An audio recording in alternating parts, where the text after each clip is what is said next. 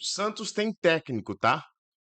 Que fique já registrado com esse primeiro jogo do Atlético. Não foi o resultado que a gente precisava, porque a gente precisava da vitória, mas da maneira como o Santos buscou o empate e da maneira como o Santos se posicionou em campo até a expulsão do Zé Ivaldo, o trabalho do Vojvoda já é superior a pelo menos os últimos 4 técnicos que o Santos teve. E esse é um ponto fundamental para o que o Santos quer fazer no campeonato a partir de agora.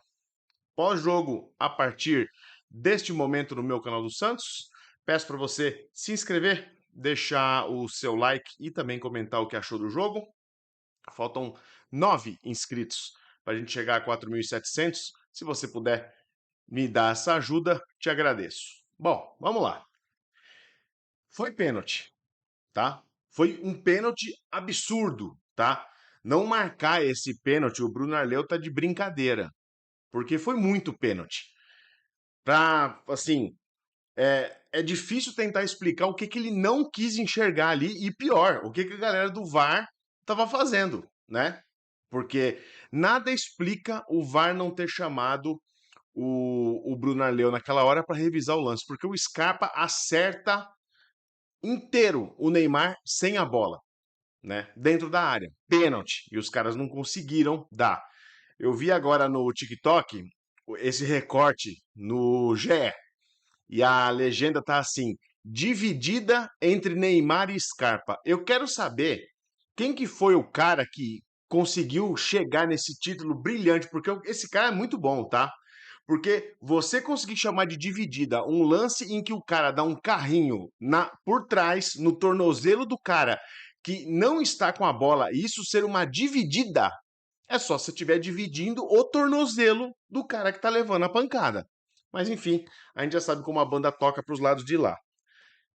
Dito isso, o Santos fez o seu melhor primeiro tempo da temporada, em setembro.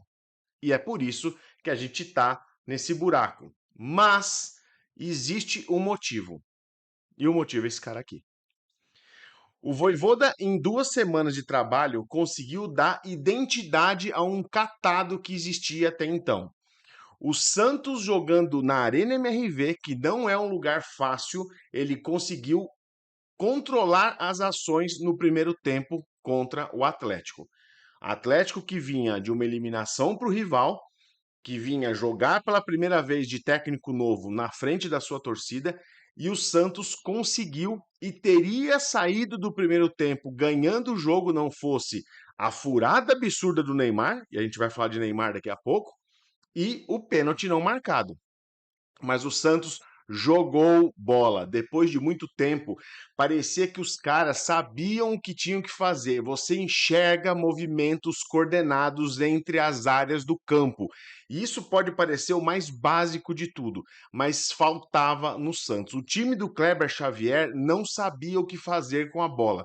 O time do Vojvoda ainda precisa de ajustes, precisa melhorar um pouco a parte ofensiva, mas você vê que ali tem trabalho, você vê que o cara chegou e você vê que ele colocou simplicidade na maneira de jogar. O Santos talvez não seja um primor em variação tática dentro do mesmo jogo, os jogadores não conseguem ainda fazer coisas mirabolantes, mas você vê que existe ali um trabalho, e isso é um ponto importantíssimo nesse momento do campeonato. O Santos sai da Arena MRV com um ponto, com méritos, porque criou para estar pelo menos à frente do placar. Não conseguiu, e no momento em que se viu com 1 a menos atrás do placar, o Santos foi lá e conseguiu buscar o seu gol de empate. Isso é mérito total do trabalho do Vojvoda. Agora, o planejamento executado de qualquer jeito pela diretoria do Santos cobrou o preço dessa vitória. Por quê?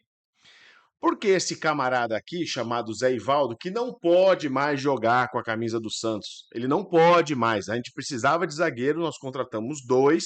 Tem o Baço que voltou, que já não é lá essas coisas, e tem o Luan Pérez. O Santos não pode mais relacionar esse cara para o jogo. Porque se você é um zagueiro conhecido por ter um parafuso a menos, e você vai marcar o Hulk, que é um chorão de marca maior, e você leva um cartão amarelo no primeiro tempo, seja ele correto ou incorreto, você não pode manter o Zé Ivaldo em campo.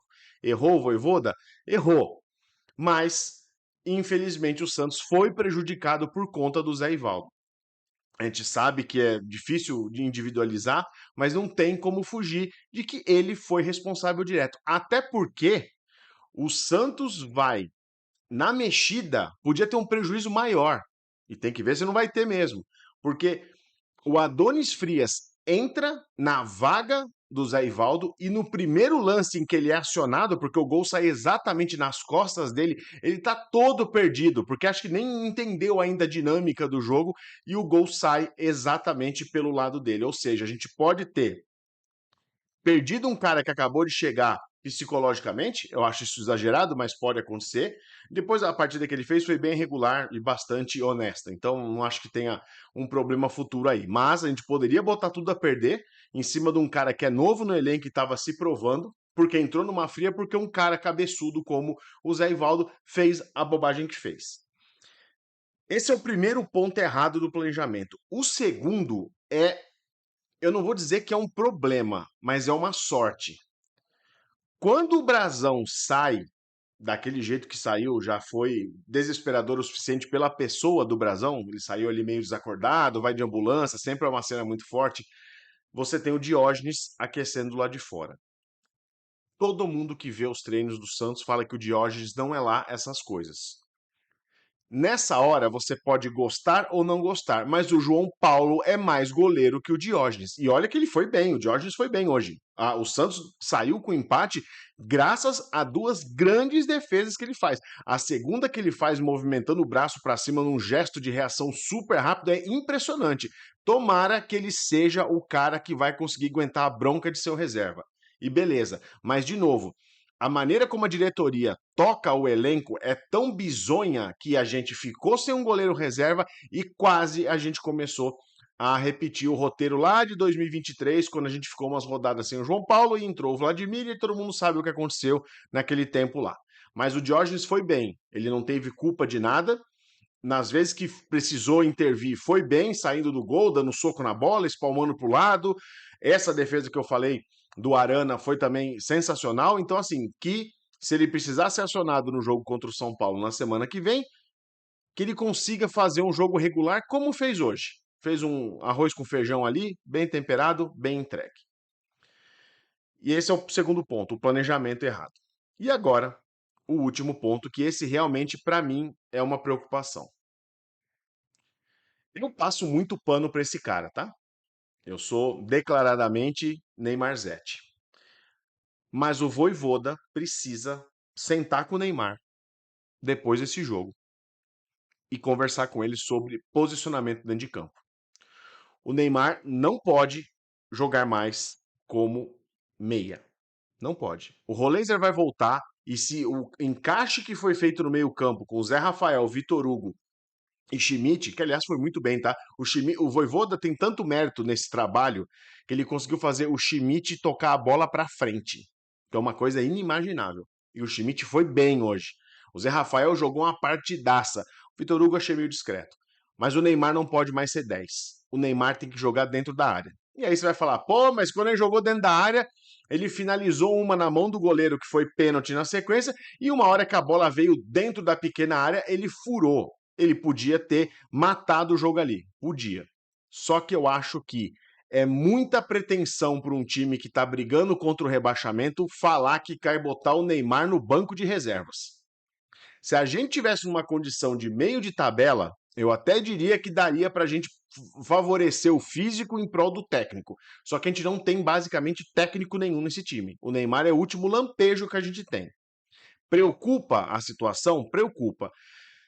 Como um bom Neymarzete que sou, passarei o pano utilizando de argumento o gramado sintético. Acho que no primeiro lance dele, ele vai lhe dar meio que uma torção, e eu acho que ali na cabeça dele, já falando, pô, não gosto de jogar nesse piso aqui.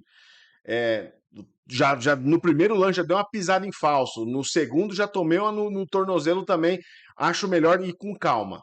E aí eu acho que é um ponto. Talvez o Neymar estava com a cabeça mais travada e o psicológico nessa hora afeta, porque ele estava ali se protegendo do próprio gramado. Tá? Espero que contra o São Paulo, na Vila, onde ele se sente super à vontade, ele vá melhor. Mas hoje foi muito, muito apagado, tanto que foi substituído. O que eu gostei, porque o Vojvoda mostra que ele vai sim rodar esse elenco e vai colocar um time que a todo momento é intenso. Não ficou só na promessa. É uma partida que o Santos conquista um ponto de maneira muito para ser muito comemorada e de uma maneira muito inteligente da maneira de ser. Soube sofrer, soube explorar as fragilidades do Galo, saiu ali prejudicado pela arbitragem, mas mesmo assim não teve o psicológico abalado e conseguiu entregar um bom jogo. Agora, daqui para frente, tem algumas coisinhas para encaixar.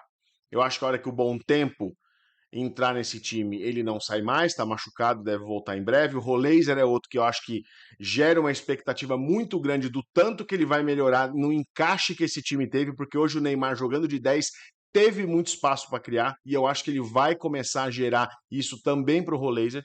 E no ataque, eu acho que Tiquinho e Lautaro, o Lautaro foi bem também, acho que vão ali ser uma dupla que vai revezar junto com o Neymar. O Guilherme tendo a achar que não vai se encaixar bem pelo modelo de jogo. Vai ser útil, vai ter momentos que vai entrar e vai ser importante, mas eu acho que mais e mais o Guilherme perde espaço nesse time.